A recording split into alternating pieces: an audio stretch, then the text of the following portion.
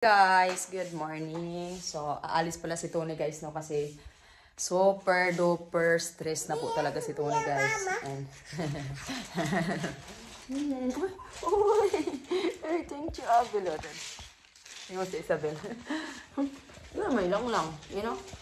Sabi ko kay Tony, mag-vacation ka muna kasi grabe talaga guys, super stress niya guys. And gusto niya sama kami kasi hindi man pwede kasi nga may school yung mga bata. And ayaw na po namin gaya nung nakaraan na si Michael nag-absent and naano siya ba, na-behind siya sa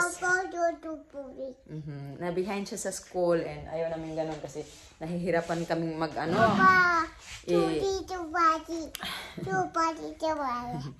mahirap kasi si Michael hindi makasabay ba sa kanila kaya sabi namin ikaw na lang muna sa kanila. Sabi ko nga sa kanya kasi gusto niya mag-Philippines, uwi kami.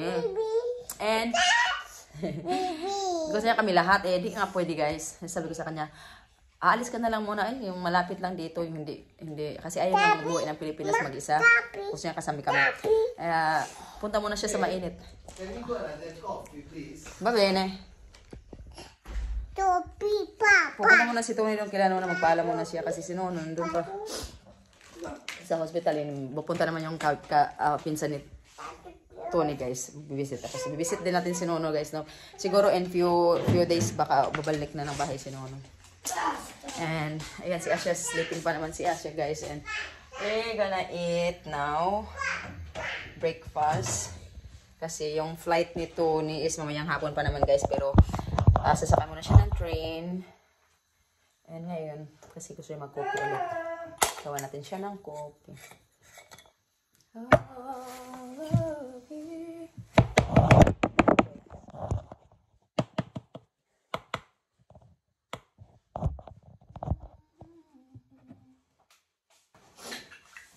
Super stress talaga pag nagpagawa ka sa bahay ba. Actually hindi naman talaga ginagawa, meron lang ginagawa dito sa bahay namin pero super stress guys. Kaya sabi ko sa kanya, yan, umalis ka muna saglit, magpaano ka mag kasi si Tony kasi guys, pag malamig, hindi po talaga siya pwede sa malalamig.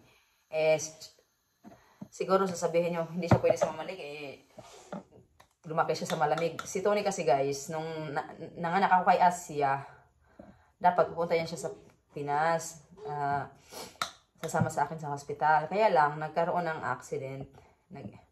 Si Tony na aksidente, natagak sa kuan. Musakay siya sa train ba kay may doon siya, may puntahan ba. Ngayon, nangyari, nahulog siya guys sa kuan ng singana.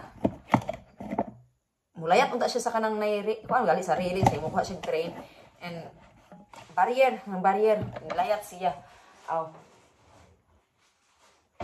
Paglayat man niya guys na ano man siya na nasabod yung TL ba sa moto na pila ka buwan si Tony hindi nakalakad, 3 months hindi nakalakad si Tony. Naka-wheelchair nga yun sa bahay, yung ano niya, yung birds niya haba-haba.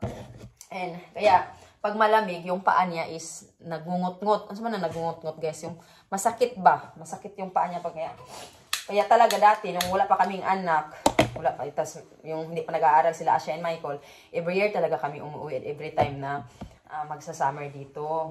Magsa-summer, mag-winter dito. Uwi talaga kami ng Pinas or punta kami Cambodia, Vietnam.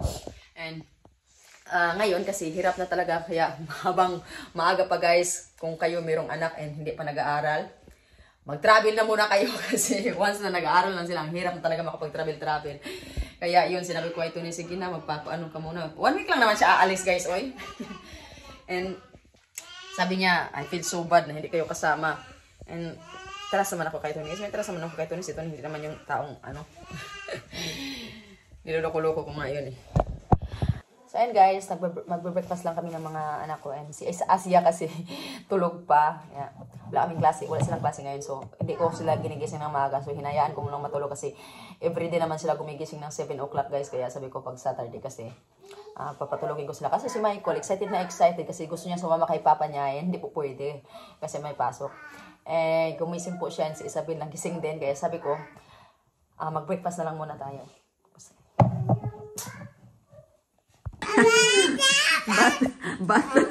Bata. Ciao Asia, volevo salutare, papà va via.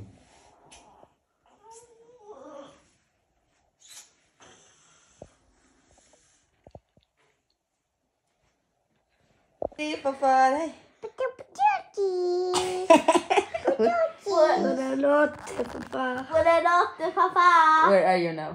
Dove sei? Quando torni? No, you boy, where are you now? Me, I'm in your bed. Isabel. Buonanotte.